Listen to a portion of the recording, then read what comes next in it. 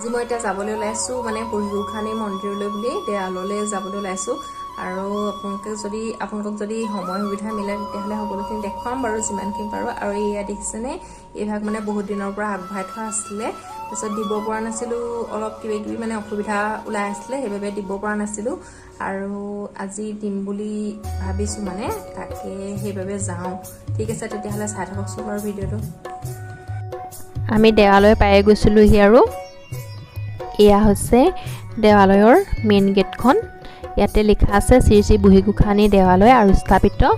1796 চন এটো বহুত পুৰণা মানে দেৱালয়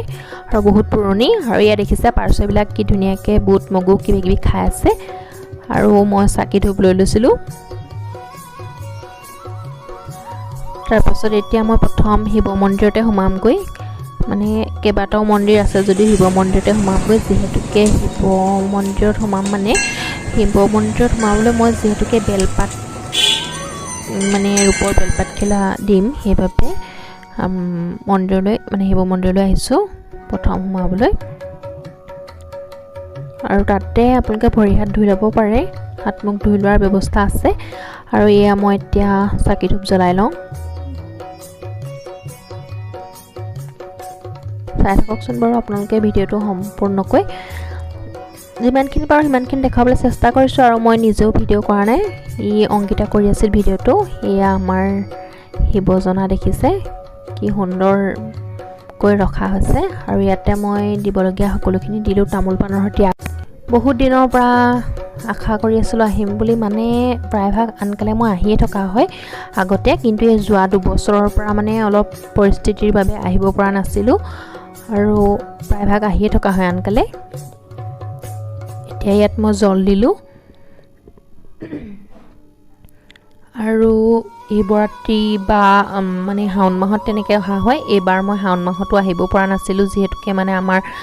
শহুৰ দেউতাৰ শ্ৰাদ্ধ মানে এবছৰ হৈ যোৱা নাছিলে আৰু এতিয়া শ্ৰাদ্ধ হৈ গ'ল সেইবাবে মই এতিয়া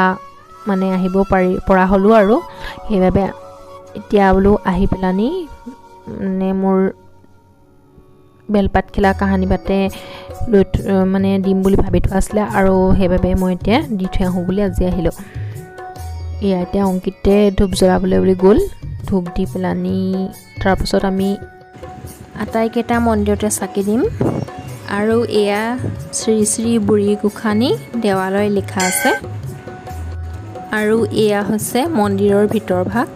ভালকৈ দেখুৱাব পৰা নাই তাৰ বাবে মই দুখিত যিমানখিনি পাইছোঁ সিমানখিনি দেখুৱাব চেষ্টা কৰিছোঁ আৰু ইয়াৰ বিষয়ে বহুতে পঢ়িছে বা আহিছেও আৰু সকলোৱে জানেই ইয়াৰ মানে মহিমাৰ কথা সকলোৱে জানেই আৰু এয়া হৈছে তাৰ কাষতে থকা গণেশ মন্দিৰ ভাগ আৰু তাতো মই চাকি ধূপ দিছোঁকৈ মানে দিবলৈ বুলি ভিতৰলৈ সোমাই গ'লোঁ মই প্ৰায় ইয়ালৈ আহিয়ে থকা হয় এই 2 বছৰমান অহা নাই যিহেতুকে পৰিস্থিতি মানে বহুত বেছি বেয়া আছিলে সেইবাবে অহা নাছিলোঁ গণেশ মন্দিৰ বুলি ক'লেও ইয়াত সকলো মূৰ্তিকে ৰখা হৈছে গণেশ বাবা লক্ষ্মী শিৱ বাবা সৰস্বতী আৰু এয়া দুৰ্গা মা আৰু এয়া হৈছে শ্ৰী শ্ৰী মা কালী মন্দিৰ ভাগ